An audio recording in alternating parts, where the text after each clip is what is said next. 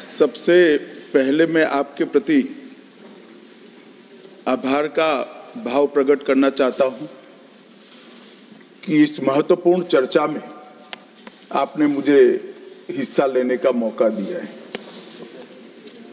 महोदय, ये चर्चा जो है, ये चर्चा एक और तो हमारे संविधान के कारण हमारा देश इतना कितना आगे बढ़ा इसका जनता को एहसास कराएगी। दूसरी ओर हमारे संविधान की मूल भावनाओं के कारण ही 75 साल में लोकतंत्र के मूल पाताल तक गहरे गए हैं, इसका भी एहसास होता है।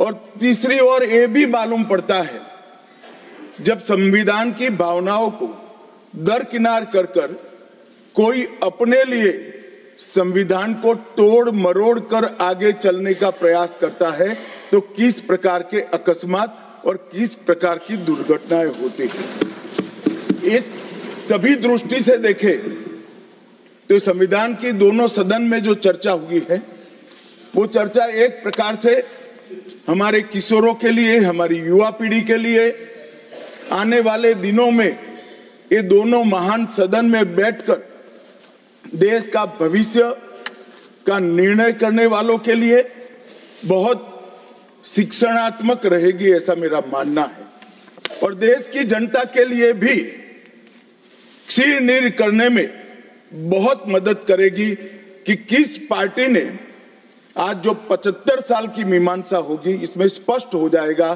किस पार्टी ने जब जब जनता ने शासन अपने वो पार्टी के हाथ में दिया, संविधान का सम्मान किया है या नहीं किया है। मान्यवर, बहुत लंबी आजादी की लड़ाई के बाद हम आजाद हुए। जब हम आजाद हुए तब दुनिया भर के कई राजनीतिक पंडितों ने कई आगाहियां की थी कि ये देश बिखर जाएगा, शायद बन ही नहीं पाएगा।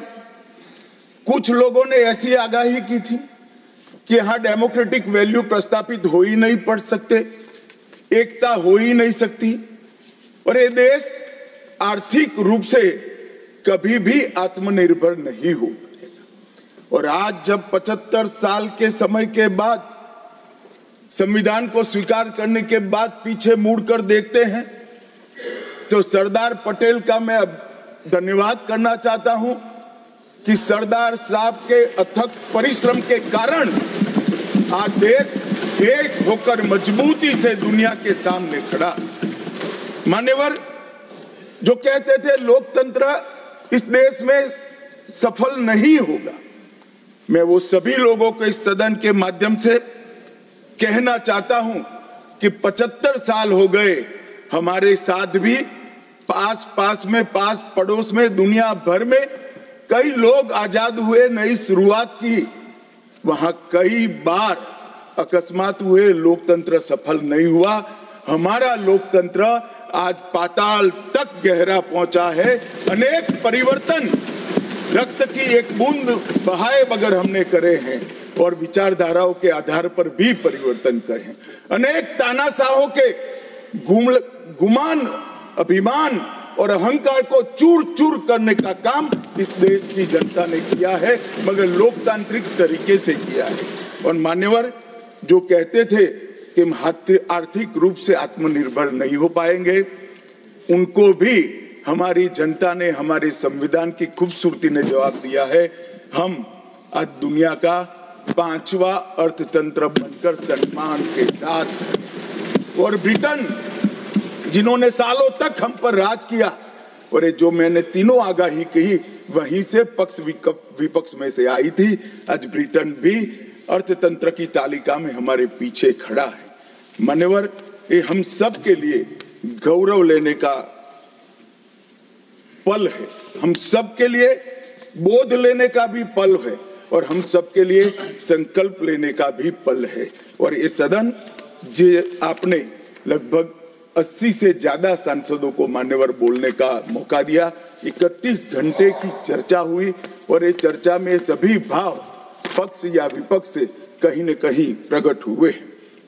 मान्यवर, आज मैं जब यहाँ आया हूं तब ये बात कहना चाहता हूं कि आज हम जिस मुकाम पर खड़े हैं, उस मुकाम पर महर्षि अरविंद और स्वामी विवेकानंद की वो भविष्यवाणी सच होती दिखाई पड़ती है कि भारत माता अपने दैदीप्यमान ओजस्वी स्वरूप से जब खड़ी होगी तब दुनिया की आंखें चकाचौंध हो जाएगी और पूरी दुनिया वो रोशनी से भारत की ओर देखेगा।